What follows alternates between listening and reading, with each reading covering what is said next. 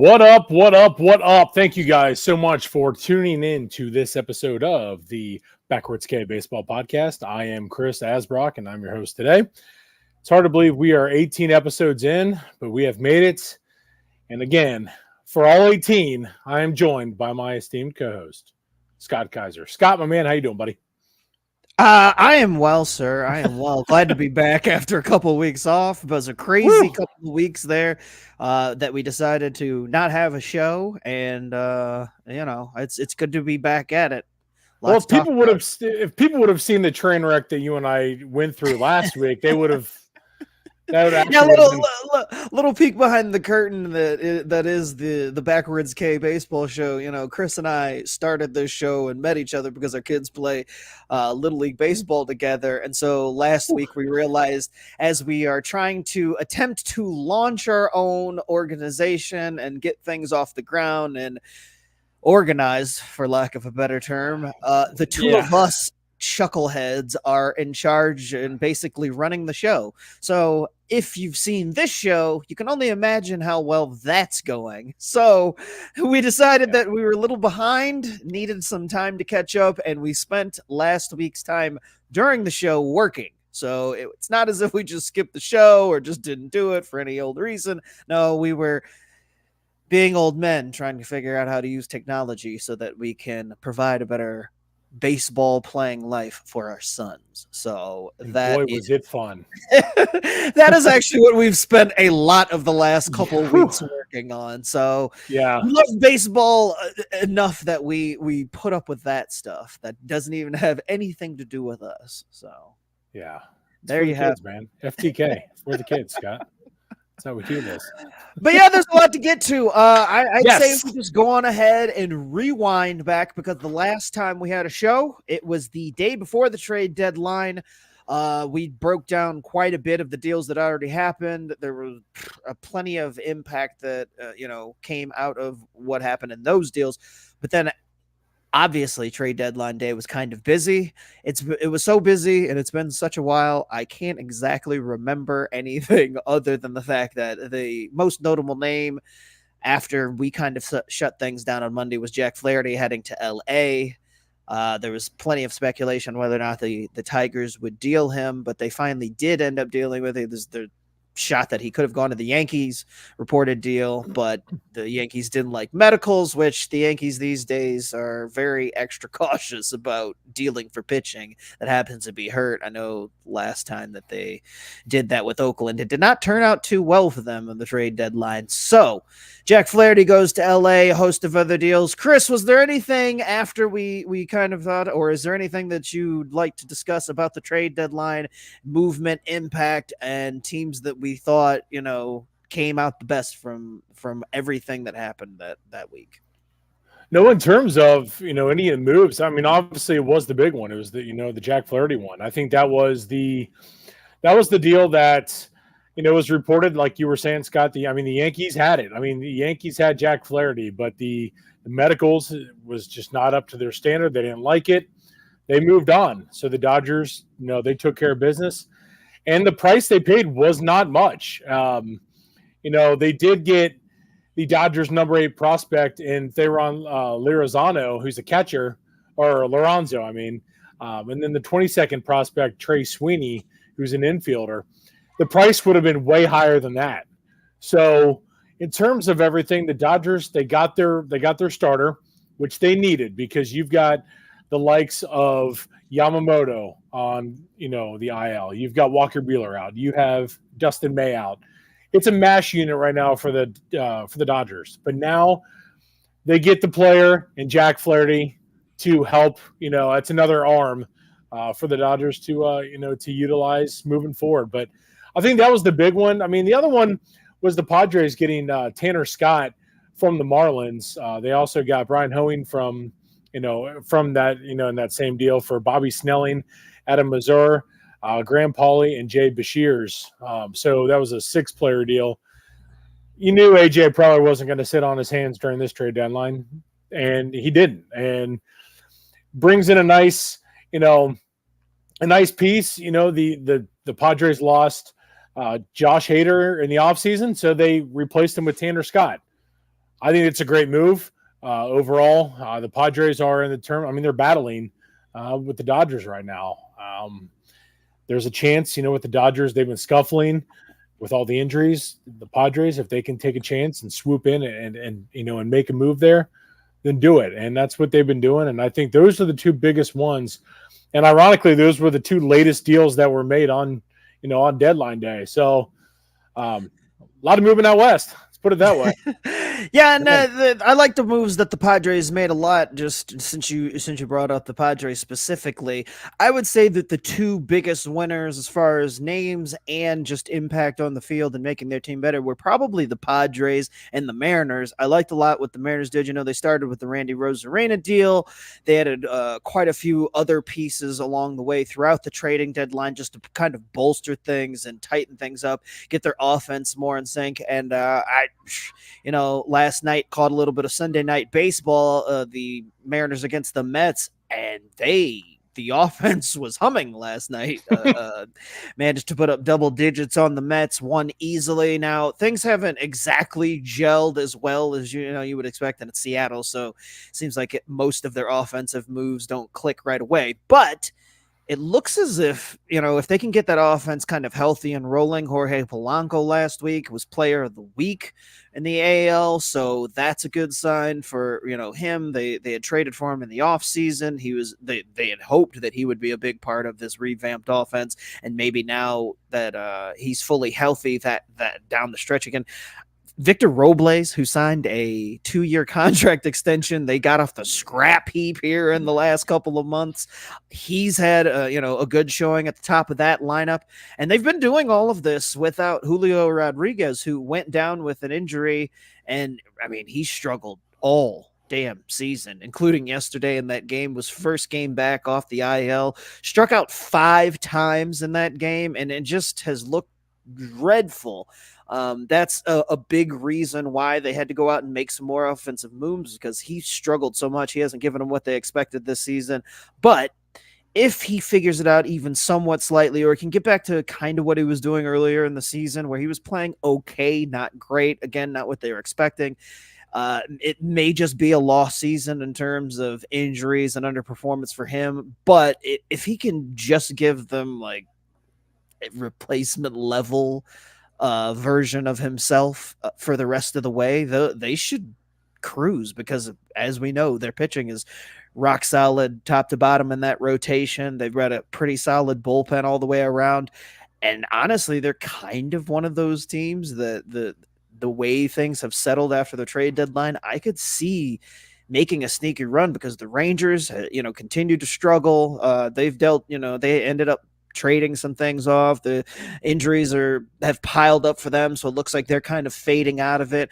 And while the Astros have made a strong push and come all the way back and battled into that first spot in the West, and I don't think that the Mariners are left for dead like maybe some of their fans had thought, when it looked like, well, here come the Astros, here we go again. They're going to struggle on the stretch. And then on the Padres side, last year it was the ultimate disappointment for that team. They underperformed woefully. They had all the names. Preller went out and made all the moves to get all those all-stars. And you had Soto and Tatis and everything, and it just didn't work out. Like, it just didn't click. That team did not gel. They lost a silly amount of one-run games. They couldn't, for whatever reason, the offense for the names that they had there just did not work.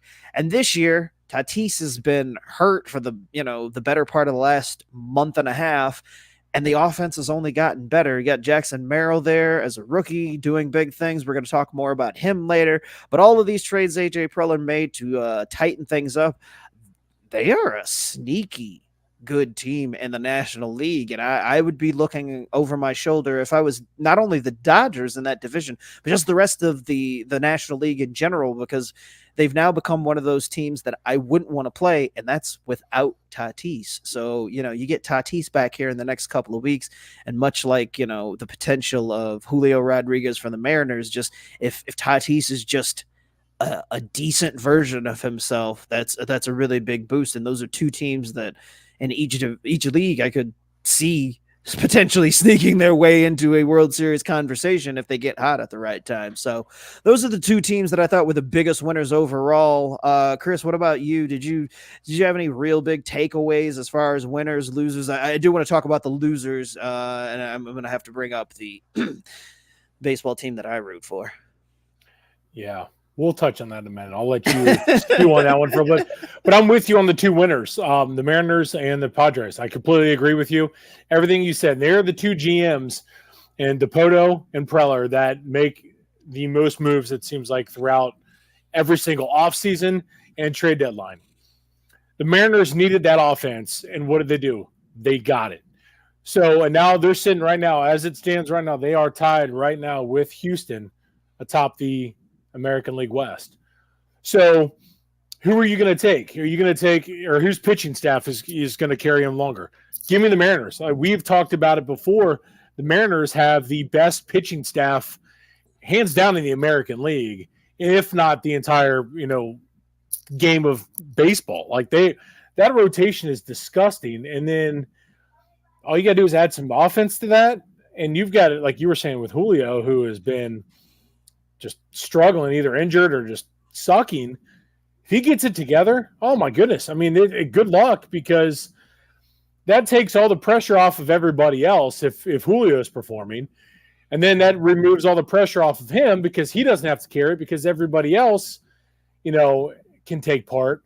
So I'm a huge fan of what the Mariners offer right now. And I've been a fan of theirs, for a long time. So, for them, it's just a matter of, I think, once everything clicks and they kind of get in that groove, I think they could steamroll a lot of people. And like you said, it could be a sneaky World Series pick of the Padres and the Mariners, and I'm all for that. That would be an incredible, World Series to watch. Two teams that, lower key, count me in, man. I'm all for it. AJ Preller, like I was just saying before this, he's going to make the moves if he sees any weakness in any team above them, he's going to pounce, and that's what he's doing here. All it takes is a couple guys to come back, and then this Padres team can get on a roll. And all it takes is just getting to the playoffs. That's all it takes. And then we saw it with the Diamondbacks last year, and we saw it with the Rangers last year as well. What happened? They both made the World Series. So just get there, and you roll on from there. In terms of, and I think the Dodgers you could count on as another team. One trade we didn't touch on, which I do think could be a sneaky one, was on deadline day as well, when the Guardians got Alex Cobb from the Giants for Jacob Bresnahan and a player to be named later. Cobb, he's recovering from off-season surgery is what happened. So he hasn't debuted. So they make the deal for him. He was an all-star last year for the Giants. Here's your chance now to give him a change of scenery. We know what Alex Cobb can do. He's a solid pitcher. He's proven it in the past. Now, with him in that Guardians rotation and on that team, that right there to me shores up their American League Central Championship, in my opinion. I just think that, as it stands right now, they are 3.5 games up on Minnesota. Minnesota's having a great season. That's, you can't deny that. They're only half game up right now of Kansas City, who is phenomenal as well. Those are the three teams in the, in this race here in the American League Central. But Cleveland's just got the horses, and they've been there, and they can just continue to get it done. And a player like Alex Cobb is a low-key transition that could help push them over the top and win a couple series in the playoffs and move on to potential World Series berth as well. So that's another team I want to throw in as well.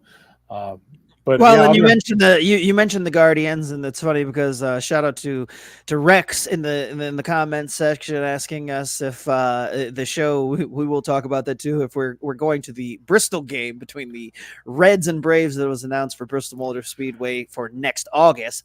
We'll get to that in a little bit, but Rex had said just before during our last show, he was asking, was Cleveland going to make a move? Were they going to get some type of pitcher?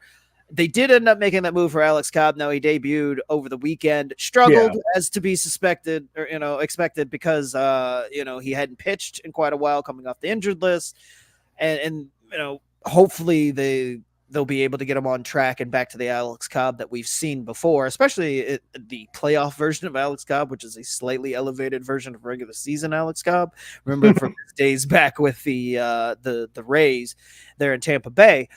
But the Guardians have struggled a lot recently, and I know you said that they were 3.5 games up, but I was thinking about Rex over the last week because they're 3-7 in their last 10, and even though they've won 2 in a row, they had to win this past weekend series against the Twins to keep them at bay, because I believe as of Friday night the Twins had pulled within a half game of the Guardians in the division, because the Indians had just struggled, and it ironically enough, it came down to their pitching. The bullpen, which had been rock solid all season, kind of started to show some cracks, maybe just show some fatigue because of how much they'd been used. I know that had been a lot of the commentary in some of the circles, was that Cleveland used, their bullpen was great through the first third of the season. But the question was, because they had to use it so much, how great would it be down the stretch? So, it's starting to struggle was kind of to be expected, and hopefully they can weather the storm. But I'm like you. I think that they will. I think that the Cobb trade, I don't think necessarily enhanced their chances exponentially or anything. No. It definitely was just a solid pickup to give them another starter, because they had lost, Tristan McKenzie, who, But those are the moves, though. Sorry to cut you off, but those are the kind of moves that push a team over the top, though. You see what I'm saying? It doesn't have to be the blockbuster deal, but it's those solid moves are the ones that really push these type of teams ahead like that. Because let's be real, Cleveland, we didn't expect them to be as good as they are this year. I didn't. I admit it. Right. Rex, I doubted your boys, man. I'm not going to lie to you. But they can, literally from day one of this season, they have shoved it right up my hoop on that. And it's, props to them. So I think a team like this, I don't have any doubts that, they had a rough series. I know Rex mentioned that. He said we got destroyed this weekend. It was a bad set of a series. And I agree. It wasn't pretty. But you're still 3.5 games up because you're a damn good baseball team. This team this year, they don't seem to be phased like they have in the past.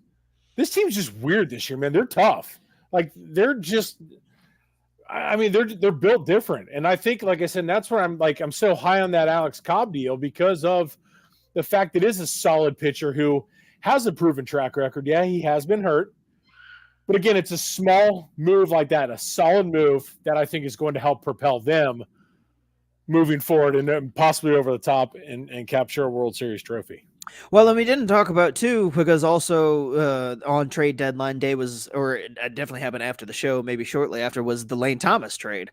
Lane Thomas going from DC to Cleveland to add to the top of that lineup, which has been we touched on that one. Did we? Okay, because I couldn't remember if that happened or not. But just adding then to that, and I know he struggled. Yeah. It was a great deal, but he has not performed up to the level that they expected so far. But again, early returns, I'm sure that Lane Thomas was pressing and, switching and jumping into the middle of a pennant race, coming from DC and learning new teammates. I'm sure that there's a huge transition there. Fully expect that Lane Thomas will perform how they expected and just lengthen that lineup, which is just one of the more pesky lineups. Not a scary lineup. You really, when you're looking at it, the names don't jump off the page. And outside of Ramirez, there isn't anybody that you're really necessarily game planning around, but they're an annoying team. They're a pain in the ass. They really are. Right. From top to bottom, they give you the most pesky at bats you could possibly imagine. And so, again, a team like that can put the ball in play, not strike out, that's what you have to do in the playoffs. And that's why, as long as they get there, as you mentioned, they're going to be an annoying out for somebody, because they could do all the small things. So I still like Cleveland's chances, even though they struggled. And I know that the Twins had surged a little bit, but I don't know that I fully buy this, the Twins. And I don't. They've also struggled with keeping their rotation healthy. They lost Joe Ryan this past week to an IL stint. He's got arm troubles going on, so that's a blow to their rotation. So yeah, I think Cleveland should be able to hold off everybody in that division, and assuming health, should be set up pretty well going into the playoffs. The only team that's going to give them a run, and I like you were saying with Minnesota, I'm not fully on board with them, but the team I have been on board with the whole damn time is Kansas City. I just think. Now, I'm not saying they're going to win the division by any means, but they're going to push Kansas City made some pretty sneaky good moves too. Again, much like the offseason we talked about, they had a very quiet but solid trade deadline. Lucas Erceg is going to be a massive low-key deal. That's going to be, I think, the biggest lowest key deal because it wasn't a big – it wasn't a headlining deal because, Lucas Erceg filling in for Mason Miller – out in Oakland. But then, you see that deal and you're like, oh, okay, I like what I see there. So I think that is one that... to be fair, Kansas City had struggled on the back end too. And they have. You're correct. MacArthur has looked shaky all year. Will Smith was their closer to start the season. That went about as to be expected with Will Smith not only sucking, but just getting up there in age and not having it anymore. I don't even know if he's still in that bullpen or what. I haven't heard his name in months, but once he got moved out of the closer's role and then MacArthur took over, he's been shaky. They added Hunter Harvey to that bullpen and Erceg. Again, not huge names. And if you're not deep in the weeds of setup men and bullpen guys, some of these names, you're just like, well, why would we care about that? But much like the San Diego transactions where they locked down the bullpen and made it so that they can have a 5 or 6 inning game in the playoffs and to close out the regular season, it becomes an issue for teams that are playing the Padres or the Royals. You're not up after the 5th inning, then good luck, because now you've got bullets coming out of that bullpen that can shut you down. And that's the formula that the Royals used to win the World Series and to get the World Series in back-to-back years against the Giants there in the mid-early 2000s. So, and then right after that, they go out and they acquire Paul DeJong. That's a great veteran move right there as well, to bring in a guy like that to help with Salvi Perez, on that roster, who's been there, done that. And Paul DeJong, I want to say, let me pull that one up here with what he was batting. I want to say, he was batting 228 with 18 home runs and an OPS of 706, when they brought him in. But he's a guy that can fill in anywhere in that infield, second, third, hell, you can throw him in a DH. But he's that guy that, can help, mentor these guys down the line in a postseason push, because when it comes down to it, you got to have guys that have been there, done that. And Salvi Perez is one of the best, guys in this entire league. Just a great dude. And he's, now you got another guy in Paul DeJong who's been there, like I said, and done that. Throw him in that mix too. I really do like the moves that Kansas City made. And I think they're really they're putting themselves in a good spot, to push for a wild card. Because again, I think it's Cleveland's division, but, I think Kansas City is going to make some serious noise, towards the end of this season, though. Well, we talked a lot so far about the teams in the American League Central, and I know we were talking about trade deadline stuff and winners and losers and all that, and I still want to touch on the Braves, but we might as well, while we're talking about the American League Central, discuss one of the other big happenings while both during the trade deadline, and one of those things that obviously at the time we weren't paying much attention to, but then it became a bigger news story, and it ended while we were away. But the Chicago White Sox are having one of the worst seasons of all time in the sport, and that it was embodied by the 20-game losing streak that mercifully ended last week. But Chris, Dude. We knew we knew it was going to be bad for the White Sox, and we knew that at the trade deadline they jettisoned even more useful pieces. Michael Kopech was another one that got shipped off to the Dodgers, and there's the 3-team deal and all that movement that they sold anything that wasn't moved nailed down. But that also comes with the fact that you still have to play the games, and a 20-game losing streak amongst all of this, Can we really actually articulate? Because it's hard for me to understand what a 20-game losing streak. I mean, any baseball fan in our lifetimes, nobody's seen losing at this level. It's been one of those things where you look at it and it's like, oh, the longest losing streak since 1900 something. And in this case, it was the Orioles had the most recent losing streak in 1988. But by God, the White Sox almost made history with this losing streak. I there's not much else to be said, but they are bad. I mean, yes, it's incredible. I mean, I feel bad. I feel so bad for their fans. I mean, it's like, what can you do? I mean, you can't even remotely be. You can't even look forward to anything there because you're right now. I just looked, they're 28 and 91. 91 losses already. Jeez, man. And Jesus Christ. And when that losing streak ended, that was the second losing streak that they had of 14 games or more. Yeah, or more. Which is, that tied the record for the most in a single season. I mean, they're unwatchable. There's not much there in terms of future prospects and talent. Obviously they've got guys that they hope will turn into something, but for the most part, it's a lot of lower level guys. They added some prospects that they hope, but it's going to be a while before this franchise is winning games and in a position which.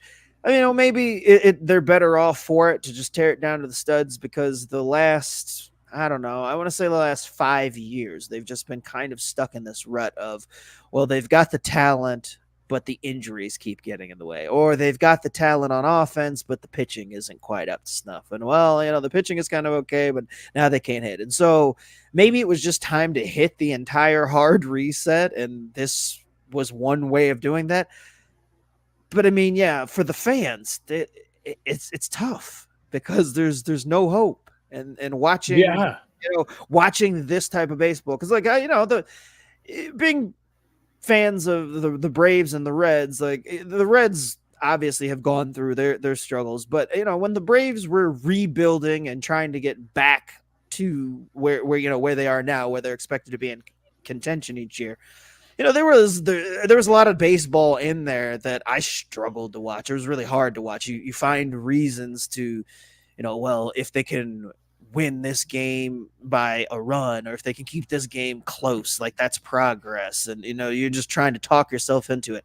And they weren't losing at a historical rate. So I could only imagine what it's like to be a White Sox fan and just tune in or go to a game and know, yeah, there's a 90% chance that this thing is going to go sideways and they've got no shot of winning. Well, usually, when it's in situations like that, you look for any bit of positivity to where, that you can grab a hold of. Okay, well, we've got, look at we have guys coming through the system, they'll help us out here down the road. Like you said, they don't even have that. Yeah. This is a situation to where you're looking at probably many years down the road before they're even remotely anything. You can't spend your way out of this. That's the problem. Yeah. If it was a situation, I harken back to the Blue Jays when they went on that run of going out and buying everybody and making those massive trades with the Marlins and bringing in everybody there. And what happened after that? They end up having to tear it down, but they were lucky enough. They had the guys coming through the system. They had the Vladdies. They had the Bows, the Kevin Biggio, who, but you had Teoscar. You had those guys there that could help, you know, your franchise move forward. Like I said, they don't have that now here.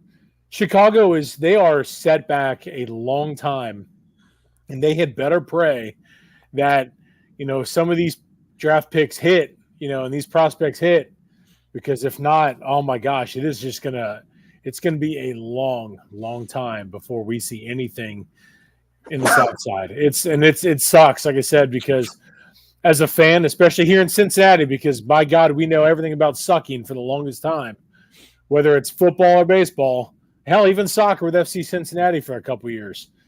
I mean, you had to have, like I said, there had to be some little bit of hope to grasp onto. And for Chicago White Sox fans, they don't have that. It sucks so bad. And being a baseball fan, like you said, it is unbearable and unwatchable. And I feel bad for them. I really do. Matt Barr chiming in saying we should have known the White Sox would be a trash franchise as soon as they named their stadium Guaranteed Rate Field. Yeah, I mean, ironically enough, in general, have you ever been to Comiskey or whatever they're calling it these days? It's, for lack of a better phrase, it is kind of a trash field. It's one of the more, I mean, it's one of the more boring parks. I haven't heard anything good about it, to be honest with you, but yeah, it's devoid of life. There's nothing unique about it, and in the comparison I gave to it, unfortunately, because I like the location of the other one that's very similar to is in Anaheim. The Angels Stadium is very similar. Like if you walked through the concourse at either Chicago or Anaheim and you took down just the logos of the team, it could be any Team USA. There's nothing unique about anything like in their, like the facade of the stadium or anything like that. It's not until you're actually out there and you can see, well, obviously, at least the Angels have the rock formation out there in center field. So that's unique, but just the atmosphere and everything like that, it's so just generic. And they're two of my like least favorite ballparks that I've been to, just from the aesthetic standpoint. Like it could have easily been any minor league team or any other franchise could just move in, slap up their logos, and you'd be like, oh, okay, so this is their home field. Like that's what I think about Chicago. So it's fitting that their team is very cookie cutter and bland and quite kind of honestly right now pathetic, because again, they don't have much to look forward to. The team as constructed obviously is barely above a AAA franchise and quality each day.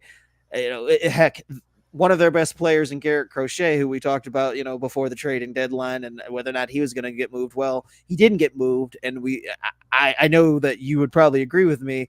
It's probably because he opened his mouth. He's an asshole. Right? He deserves all of it. So I hope he sucks in all of these L's.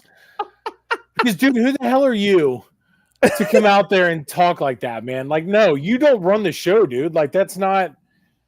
And now you're going to be stuck there. And I don't think I've ever seen it where a baseball player who's 3 years away from being, a free agent and is arbitration eligible for another 3 seasons has told the team and basically the rest of the league, I don't want to be traded, or I won't, go to a different franchise unless they sign me to a long-term deal. This coming from a kid who, has had a decent, successful year this year, but that's the first time in his career he's ever stayed healthy. First time that he's ever, shown the promise that the White Sox had hoped that he had when he got drafted. And, look, he was great up until they started, pulling back on his innings and preserving him for hopefully trading. But, a couple of months of baseball in a career, that a career does not make. So the fact that he was out here, flapping his gums and running his mouth about wanting to sign a new deal and refusing to report to a new team or whatever it may have been, I just thought it was really weird and out of place. Like a 10-year veteran of the game, I would be upset with if they did that, but definitely more or less a rookie, essentially, because that's how I view Crochet. I know he's got 3 years of service time, but for all intents and purposes, he's a rookie. So he's got no credibility. Right. Very bizarre way to kind of begin his Yeah. career. And it, to me, I think that, if you're a, a player with that much service time, that age, and everything like that, that sours a lot of teams, you know. And I'm not talking now because obviously it did because teams didn't trade for him. But coming up, if they even remotely want to make a move or even talk to him, that's gonna. I mean, that sets up red flags right there. Like, I mean, what team? Yeah, I know it'd be nice to have his talent, but is it worth the headache? If he's going to be, if he's going to try and run the show, that's not how it is. That's not how it works. Well, and honestly, I mean, he screws himself and his career because he doesn't get an opportunity to go somewhere else and, potentially Yes. be in a playoff race and all of that and further advance his career, at least his profile by playing on a bigger stage. But he really screws, again, the White Sox because here's this asset that they have Well, that is now toxic, and you can't trade it at the trade deadline because he opens his mouth and teams are like, well, I'm not going to give up premium pieces or anything to a guy who's saying, give me this deal or else, because hell, they don't even know the guy. And there's been health problems. Like, certainly no team is going to be like, oh, sure, we'll just back up the Brinks to this guy who's had a couple of good months. And then as we head to the offseason, it's like, well, the White Sox can do with it. But again, you're running the same issue. Okay, there's more time to talk it out, and maybe you can kind of figure out more where he's coming from if you know the franchise. But you always hold that ace in your back pocket of, well, the kid said that he wanted this deal, and how do we know he's not going to be a diva in the clubhouse, or how do we know it's not going to alienate other guys in the clubhouse, or how does that look for other guys that we have in a situation where they're 3 years in and we bring this guy in and he said he's already let it be known that he wants an extension, how do we respond to the rest of the players on the team? So you screw over the White Sox even further by diminishing whatever returns it is that they're going to get. Because I imagine that at some point the dust will settle. They will end up trading him because there's no real point in them holding on to him. But no matter what, he screwed them over in the return that they're going to get. Oh, 1,000%. I'm looking to see who his agent was or who his agent is. I'm trying to see, and I can't find anything on it. It would only be fitting if it was Boris. I was just thinking that, to be honest with you. Like, I mean, because the way he acted was straight out of the Boris. Oh, that is 1,000% handling your career. So, yeah, I'm trying to. It just shows like everything is just saying like why his agent's comments don't didn't think it affected his the trade deadline. Well, bullshit, it did, because again, like, no GM is gonna want to deal with that. Like, it's just not. If your agent is chirping now at this point in time based off of a couple of months of success, like, what are you doing? I mean, it's not going to get you anywhere. So I don't know. I don't know what their plan of attack was, if what they thought was gonna be the ultimate outcome. But I can't imagine wanting to stay in Chicago for a team that is on a record pace right now, if that was their ideal finishing maneuver on that. But here we are. But it sucks because, like you said, with the GM Chris Getz in Chicago, his first year doing this, I mean, this poor guy is like, man, he's in hell right now. I mean, it's your prime piece there you can't even get rid of because he's making these unusual demands, and it does not help a team that is very they're set back for a while, and that they can't even get it figured out, and that sucks for them. So, man, rough times now in the South Side. I tell you what. Well, speaking of rough times and rough couple of weeks, let's move on to one of the biggest trade losers, and that's my Atlanta Braves. Through little fault of their own, I believe, and I categorize them as trade losers because the only trade that they ended up making was with the Giants to reacquire Juan Jorge Soler and Luke Jackson. A great homecoming story. Fans, very, very fond memories of both of them as far as the World Series run in 21 went. But, basically the franchise was kind of hamstrung because the injuries mounted, they continue to mount even still.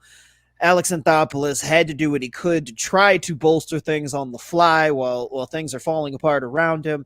There's not a whole lot out there, and the premium pieces that the Braves have as far as trade chips goes are, as I've mentioned, very much a part of this franchise's future moving forward if they're going to have any hope to keep this window open or extend it or whatever. And so what you ran into if you're Alex Anthopoulos is, okay, you've got all these underperforming pieces slash injured guys. What is there that you can really do without mortgaging the future altogether to bring anybody? And the answer was, well, we'll just bring in a couple of complementary pieces, hope that things kind of turn around for the better on the hitting side, and pray for health. Hasn't quite worked out that way in the couple weeks since the trade deadline. If anything, the Braves have played worse. They went into Colorado this weekend. We're lucky to win a game in that series, including blowing a 8-run lead yesterday afternoon. It's just been kind of a nightmare. Like, very, I was talking to a buddy of mine who lives down in Atlanta yesterday, and I said, I know that there were, people give the Braves shit for having only won the one World Series during the big run and lots of disappointment and everything. But the thing about that was, at least they got there. At Oh, least, yes. and I don't know what the final outcome for this team this season is going to be because they're half game out and entering today for that final wild, or they're half game up, I think, for the final wild card spot. Either way, Yeah, rolling all the way down to where it's a lifeline situation, and we're holding on by a thread as far as playoff positioning. I don't know how it's going to end up, but just in general, this has been one of the more frustrating, disappointing seasons because nothing has gone right, and it just doesn't feel like even with all of the names and star power they're still there, like, who would have imagined that a healthy season out of Chris Sale would be completely wasted on a Atlanta Braves team that had the offensive firepower that it did last year? Like, it just has not been there, and it's been tough to watch. But I say all that, and I still have this hope. I still won't let it die. I still have this, like, there's still this little beacon of hope that they can at least get back to being competent. That Michael Harris is going to be activated this week. That kind of helps stabilize things in the outfield. But the time to flip the switch is now. There is only there is only a month and a half left of baseball to be played, and things are getting tighter. It was one thing when the San Diegos of the world are still kind of hanging back, but you've got teams like that surging after the deadline and making that push. The Brewers have played amazingly in the second half, and they've zoomed into the conversation. And like I said, all of a sudden the Braves find themselves in unfamiliar territory over the last couple of years, and it sucks. But it may just end up being a lost season for them overall, which is unfortunate because these windows are open for a very short time. Yeah. But they can sometimes unexpectedly close just as quickly. And so while, everybody assumed that the Braves have, at least another couple of years in this window, even if they do, when you waste one of those years, it just really sucks because there's, you can't get it back. Both the year for the career year for the players and just as a fan, that's just one more year. It's just like, well, that was just, a throwaway year and let's go get them next year. So I'm hopeful that things can get turned around before the end of the season, but it doesn't look great. What about your Reds though? Post deadline, what are your thoughts, feelings, concerns moving forward about how they handled things? Oh man, it's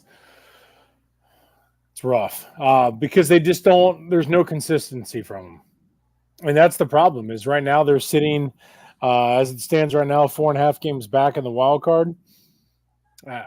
There isn't much time left, and the teams you have to jump are good baseball teams.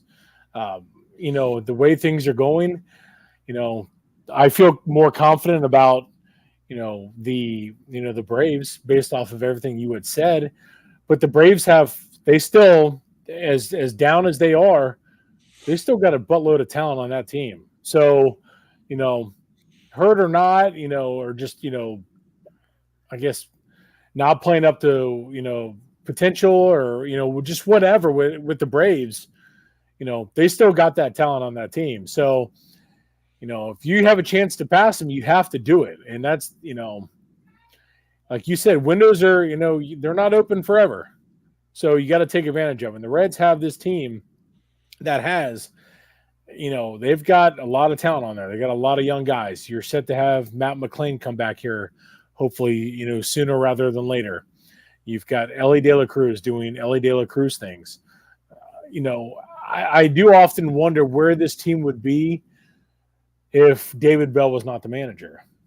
Because I say that I don't mind David Bell, but it's seemingly every single night there's stupid shit that happens in the base paths or anything like that I don't understand. And it's, you're down 8-1 or whatever, and you get thrown out at home trying to, stretch more. Like, why? Like, no, like that's just not.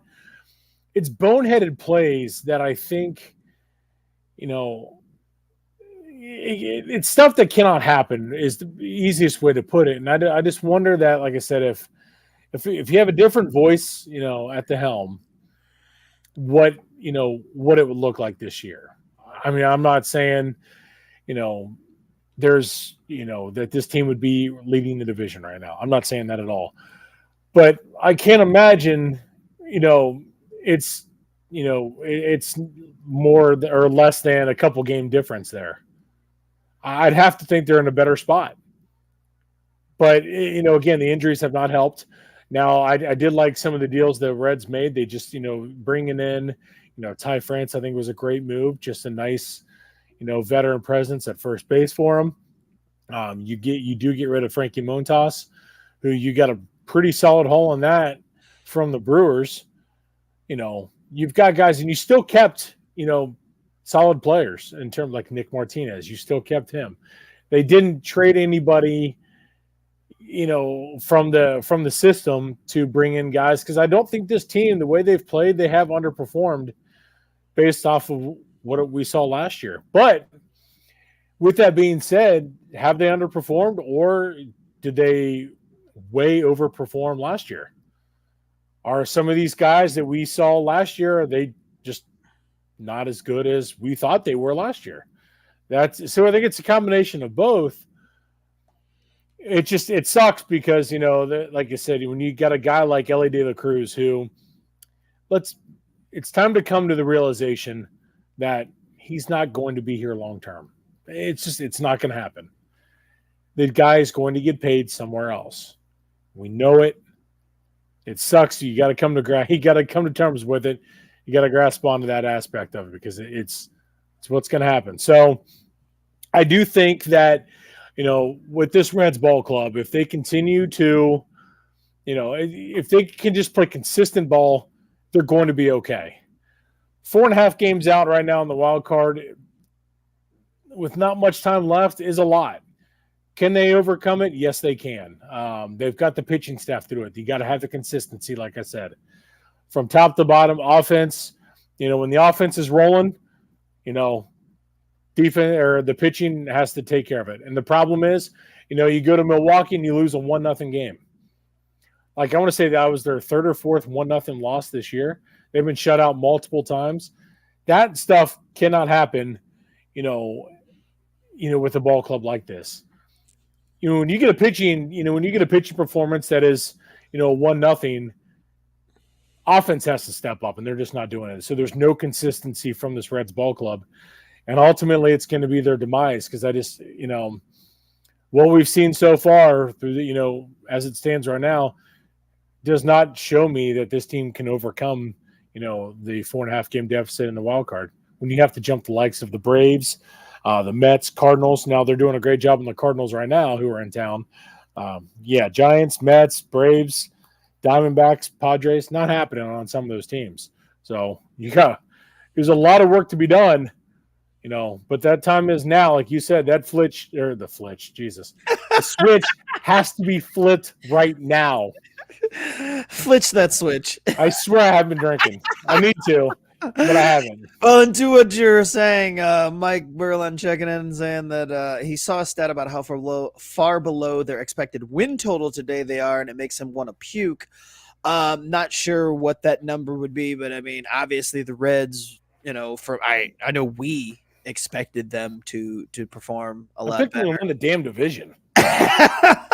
Yeah, so we had higher expectations, but I know Mike shares the sentiment that we all kind of did too, that there was this hesitation of, well, did these guys overperform last year in some cases, and was that going to fall back, and what that was going to look like, and it kind of came to fruition. But at the end of the day, I think it's two things. One, I will very much agree with you on the status of one David Bell. I don't have anything against him personally. I don't think he's a horrendous manager. I just don't think he's the manager that's going to get this club where they want to go.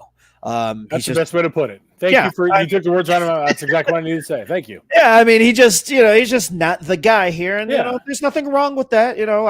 He's a fine enough manager, but I don't think that they're going to win with him at the helm. And the other part is still, they're still searching for pitching. And this year, they didn't make any huge moves in the offseason. They made the trade for Frankie Montas. They were hoping with Lodolo back and some improvement there. Now, Hunter Green has taken steps, and he has looked very, very good this year. Lodolo, though, can't stay healthy. You struggle there with what's his name? Who's the one that got sent back down? I want to say Asbrock, and I'm like, that's your last name. Andrew Abbott has been. Well, Andrew Abbott's been up and down. He's been up and down. Who's the other one that they? Ashcraft. Ashcraft. Thank you. That's why I want to say Asbrock. But yeah, Ashcraft. Ashcraft hasn't clicked like they hoped, and so it's just that to me. As long as the Reds struggle to find pitching and struggle to lock down that side of things, this is kind of what you're going to get, up and down. The offense is capable of putting up big numbers, but still kind of the pitching is still kind of capable of giving up big numbers. So you end up losing games that you should win. And that's where this underperformance is going to come. So until the Reds are able to figure out a way to get at least halfway competent pitching staff, like this, I think, is kind of what you can expect to see. And I know they've got some guys waiting in the wings, a Brett Lauer and whatnot.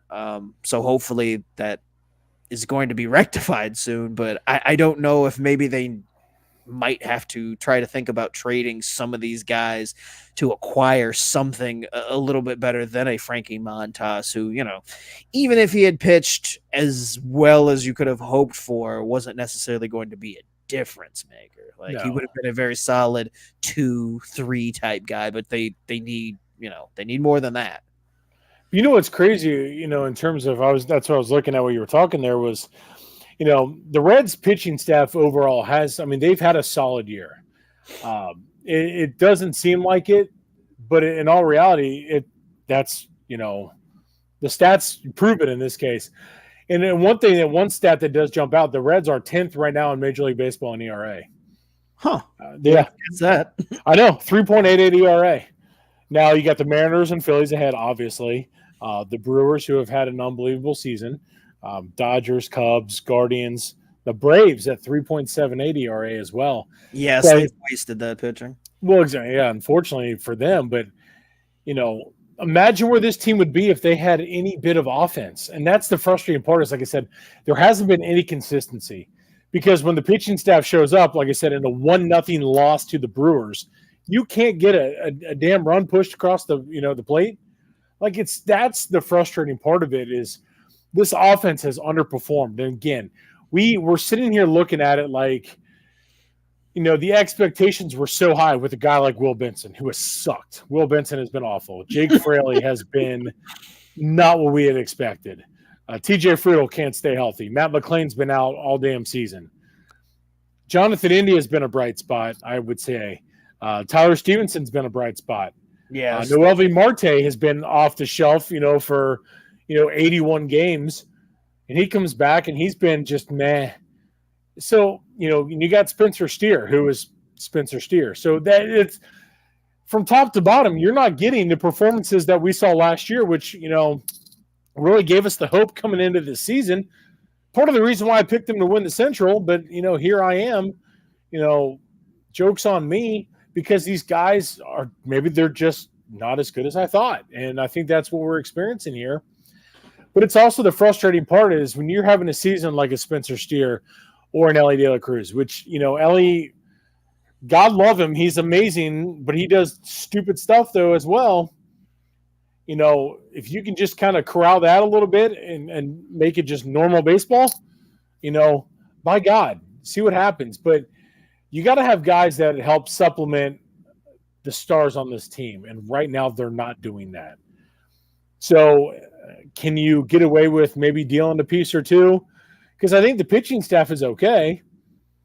Like I said, when you've got guys like Rhett Lauder coming up and Chase Burns, the next two big names, in your pipeline, and you still have a Chase Petty down there, there's a lot of, there is a lot of positivity, but you don't want to waste what we have right now from these guys with, mixing them in with guys who are just massively underperforming, who are just maybe not very good. So, with the Reds, it's a very frustrating part of, so far of 2024, just because you're just not seeing any remote, amount of consistency at all. Yeah, well, let's for our sakes, let's hope that our teams can figure it out and at least not embarrass themselves, I guess. Hey, misery loves company. We're just going to suck on this together, man. We're just going to suck on this together. Phrasing. I guess we're not doing phrasing anymore. Nope. That's we should name that. That should be the episode title of this show. We're going to suck on this together. God. It just sucks because it's like, we both, had high expectations for our respective teams, and it's just been kicked right in the teeth right from day one. Yeah, well, all we can do is hope as fans. That's despite expectations and hope, we don't play the games, and I've beaten my head. I swear I'll be like, well, I'm not going to watch tonight, or I got done. I can't help. I always find myself tuning in and I'm thinking, well, tonight's the start of a turnaround, or they're going to get things going. Right, they're going to get things going in this series, or this series is going to be it. Like they're just going to take off, and I've seen it happen before. And this season, no matter what, even if they've gotten on a little bit of a roll, it ends just as quickly, and it's driving me up a wall. But moving on I want to wrap up the show tonight by talking about three of the brighter players in this game who all happen to share the same first name, which I found a stat today that made me chuckle. The three that I'm talking about are Jackson Holliday, Jackson Chourio, and Jackson Merrill. And there are now more people in Major League Baseball with the first name Jackson than there are with the last name Jackson. So I'll be damned. The naming trend, yes, the naming, one of those weird baseball quirks I saw that I'm like, well, I got to bring that up because that's why baseball's the best. Baseball, like this. Having Jackson as a first name, it's the first time in MLB history that it has outnumbered the last name Jackson. But these are three of the brightest stars that we have in this game, and we've talked about obviously the first of the three, and Jackson Holliday, number one prospect in all of baseball coming into the season, held on to that title through his struggles earlier this year when he was called up, and now he is back in the major leagues, and my man's tearing the cover off the ball. Like, this is the Jackson Holliday that we all thought that we were going to get when he was drafted, coming into the season, just all of the hype surrounding him. And then you move over to Jackson Chourio, who started this season at 19 years old. Again, another one of these names, top 10 prospect in baseball. It made the Brewers roster out of it. They spent most of this season kind of struggling, just, barely hanging on to a starting spot. Some people wondering if he was in over his head. But the Brewers, to their credit, keep running the kid out there every day. He's made small incremental strides, and since the All-Star break has just been on fire. And then finally we come to Jackson Merrill, who again started the season in the bigs as a 20-year-old, forced into duty for the Padres when in the offseason he was a shortstop prospect and forced his way onto the opening day lineup as an outfielder because the Padres didn't have enough outfielders coming, healthy outfielders or just starting caliber outfielders in Major League Baseball. They gave this kid a chance. He's taken it and run with it. Honestly, there's a real good argument that Jackson Merrill is just for this year the best of the three and should win Rookie of the Year in National League. But man, it's fun to be able to watch these three play, and you know, and obviously in Holiday's case, it's exciting to see him reach his potential. You know, that we had thought that he was going to, because the kid's fun to watch. Like, I mean, he's just a really fun watch. So talk about the Jacksons from your perspective, and then we'll play a little game before we wrap things up about him. But what have you seen so far out of the three Jacksons, and which one if you had to choose just one is your favorite? Ooh, I'm going to go Jackson Holiday just because that's a, you know, I don't know. There's something about Jackson Holiday that I freaking love. But what was nice about, and again, all three of these guys have been just, phenomenal, which is, again, we say it every episode. The talent in this league is just ridiculous. And as baseball fans, we are so lucky that we're getting to watch these kind of players night in and night out. Jackson Holiday, when he first came up, the hype was there and he struggled. And that's okay. The Orioles handled it perfect. Hey, go down, take a deep breath, get it all fixed, come back. We'll call you right back up and you can roll from there. What has happened? That happened. So everything that, it's played out to absolute perfection for Baltimore and the way they handled that. Because again, anytime a prospect like that gets called up, there is a ton of pressure on them. And, whether, these guys, it's one of those situations to where, can they handle it? Some can, some can't. But it's getting that taste of it the first time and then, having to go back down to the minor leagues and just, sometimes it just removes all that pressure. Okay, I've been up there. I know what it's like. Let's approach it a little different. Not high strung or anything like that. Just go about and play the game the way I know how to play it. And that's what he's done. And he has been just phenomenal. And he's the reason why Baltimore just continues to impress, each and every series. And again, that's why Jackson Holiday is just fun to watch. It's just, I don't know. There's just nostalgia part of it because I love Matt Holiday. So I think that's, and his brother is, coach at Oklahoma State, which is awesome. I love. So I think that's why I'm leaning towards him. But you got, Jackson Chourio was the one move that when Milwaukee brought him up, and then they signed him to that extension to where they got him well under market value. I mean, great on them, but they recognize the talent that he has and what he can offer. And it's going to be scary for teams now for a long time in the Central having to face this kid, each and every season. So, it's just another piece to the puzzle that Milwaukee has. Again, a team that didn't think was going to do much this year, and here they are. And you add in a player like Jackson Chourio to that, into that mix, geez. And it's just, it's awesome. And then Jackson Merrill, when you are the Padres and you get a chance to move out Fernando Tatis and Jackson Merrill to your outfield, like, good Lord. I mean, what an embarrassment of riches that you've got. And it's just unbelievable. And this kid is just, right from the get-go, he's forced the Padres' hand and making him, be a part of this organization right from the get-go. We saw the same situation with Evan Carter and Wyatt Langford in Texas. And now we're seeing it here with Jackson Merrill and San Diego. So good on him. Again, I say it each episode.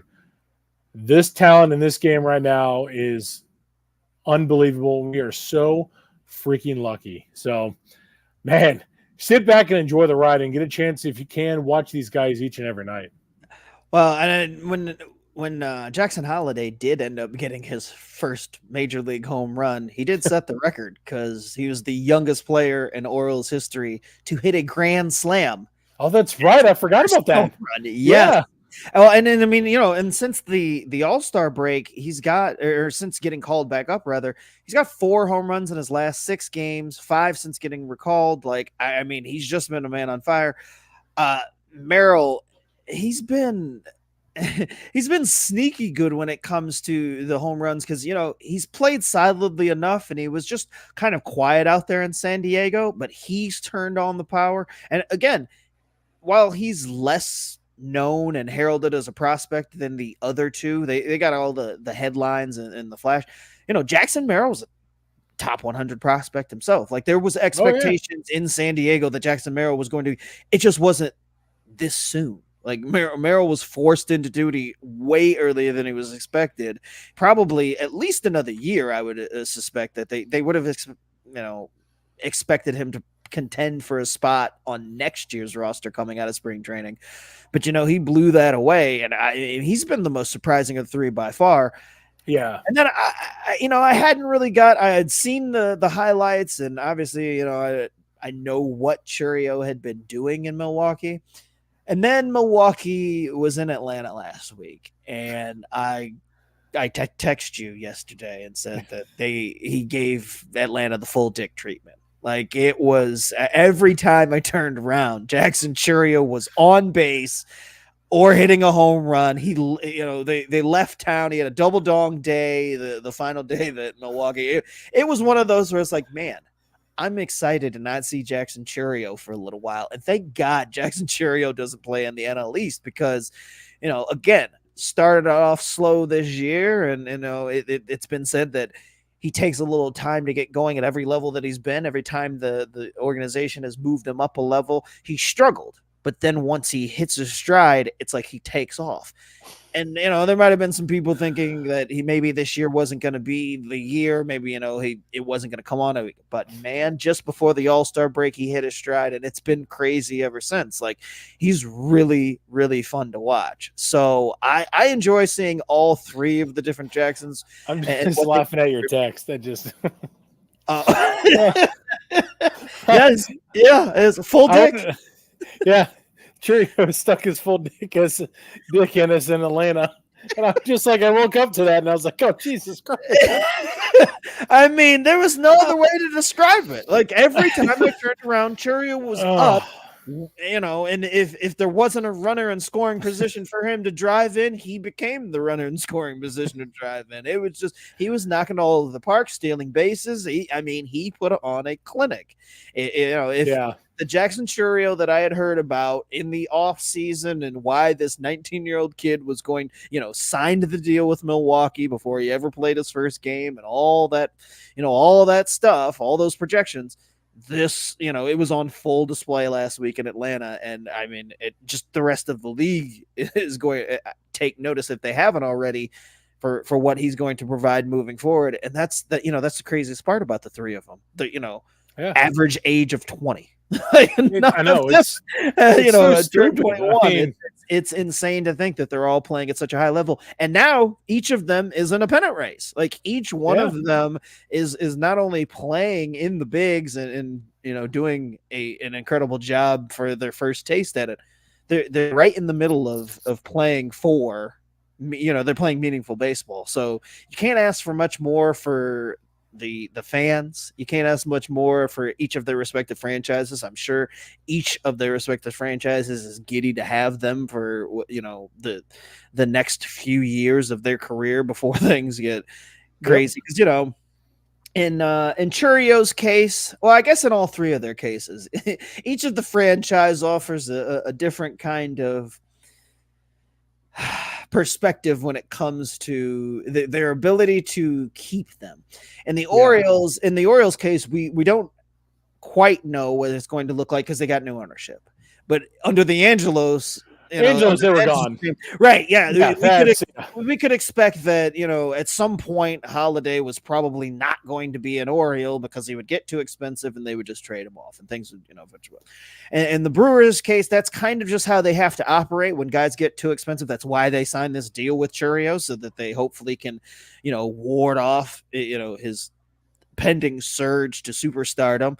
And then with Jackson Merrill, San Diego tends to bring in and sign big time free agents, but for whatever reason have a hard time signing their, keeping their own.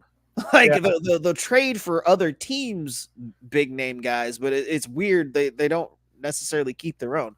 So it'll be interesting to see, let's say 5 to 7 years in the future, where these guys are playing. Are they still with these teams? Are they still performing at a high level? I suspect that they will be performing at a high level, but I would say at least one of them has been moved to a different franchise. And that leads me to the final little game of the night. And it kind of already alluded to it, which one, by asking which one you would take out of the three. But if we play keep, bench, trade, how are you going for the three of these players? Which one are you starting and keeping? Which one are you benching? And which one would you trade away? Gun to your head. I wasn't ready for this game. You didn't tell me about this one. I'm very well aware. And that's there's a reason why. You are on the clock. No pressure. Ooh. Keep benching or start benching trade. Yeah. Okay. I will start Jackson Merrill. Oh, wow. Jackson Merrill. Now that's a little surprising. I wasn't expecting that. I will bench Holiday.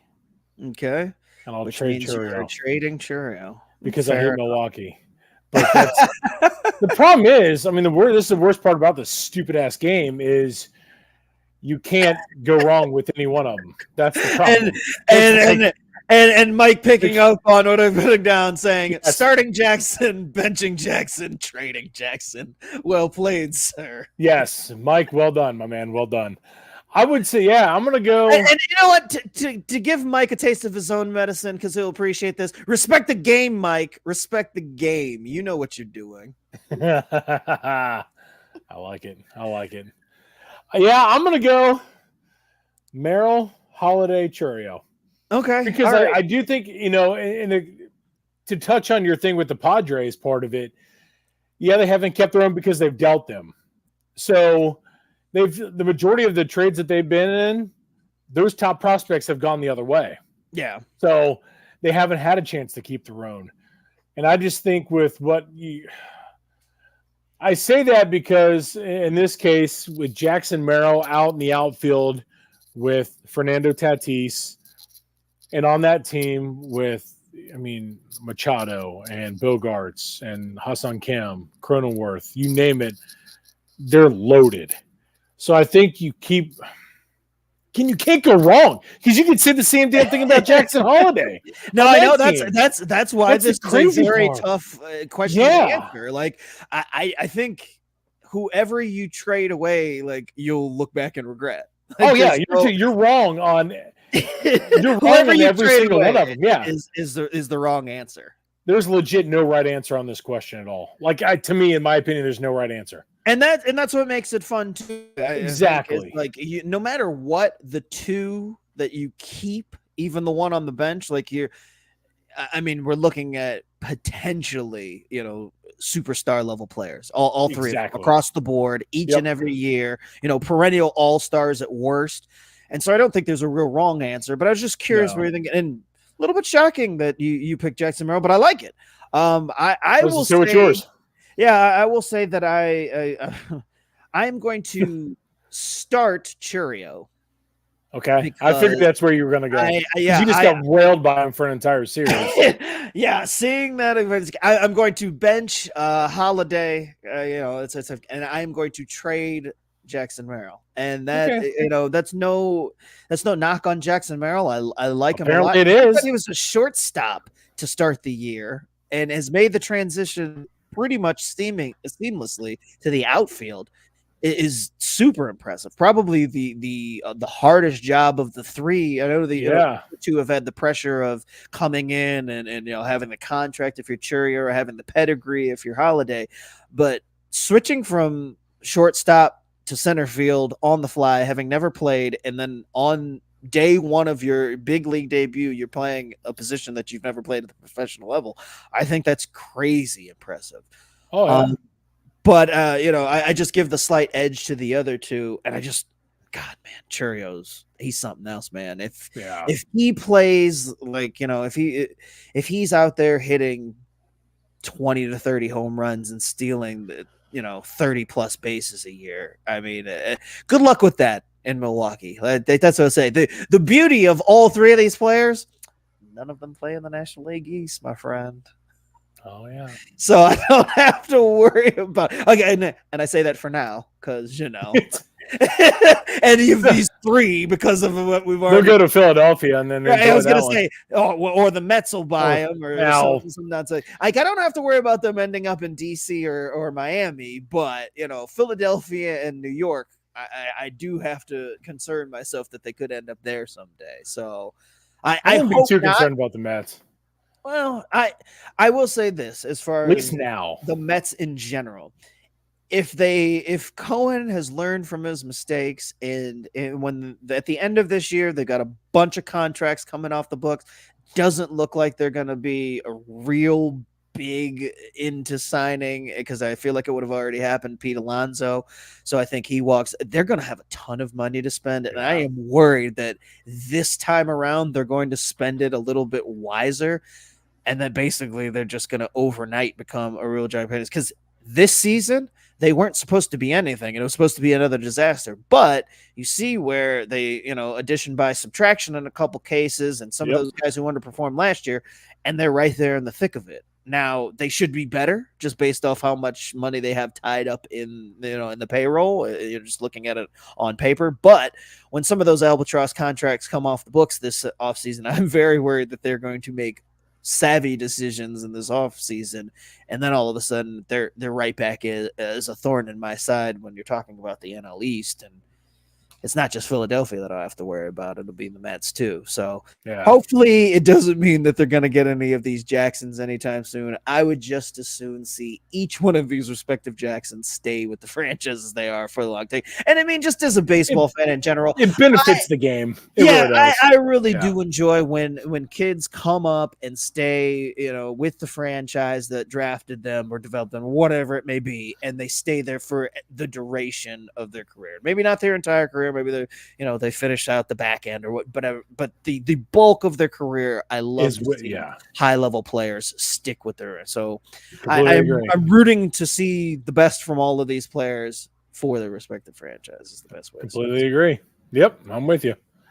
Well, outside of that, my man, I think that kind of catches us up on the last couple of weeks. Like I said, we've got a month and a half left of this thing. Still a lot of baseball left to be played, a lot of races to be decided. Not much has changed in the overall scheme of things. I would suspect that we're going to be looking at many of the same suspects that we discussed at the beginning of the year. But that's pretty much all I got for this week, man. Yeah. Do you have anything else? I got nothing. Rex asking me if I was taking a shot at LeBron and the franchise thing leaving. No, I absolutely not. I take no shot. I personally wish that LeBron had stayed in Cleveland his entire career and played there. I think that would have been better than franchise hopping and moving around and doing all the weirdness. Whatever, to each his own, and that's how he wanted his career to play out. And I'm sure he doesn't have any regrets. And hell, who? Given the choice, sorry, Rex, but I don't think most of us would want to spend our entire career in Cleveland, even one born and raised nearby in Akron. So, there is that. But that decidedly was not a shot at LeBron. So there is that. So. Well, I think that is going to do it for us this week. This has been one things. I appreciate you you doing this with me, Chris. We've, like I said, got another month and a half left to go, my man. It's been fun as hell, man. Let's keep rolling. Let's do it. Thank you, you guys for joining here on the Backwards K Baseball Show. We certainly appreciate it. You guys can find us wherever you find all other podcast listening needs. We're also on Facebook, on Twitter, on the Impact Sports Cincinnati Network, as well as always, the Craft Brew Sports Podcasting Network. And you can find us on YouTube, anywhere else. We love doing this show. We appreciate you guys. Sorry we have to take some time off away to do, kids stuff. But we'll try to keep that few and far between. We should be able to keep this thing rolling. And we hope you guys can join us. Thank you guys again for joining us for this episode. We look forward to next week. Good night, everybody.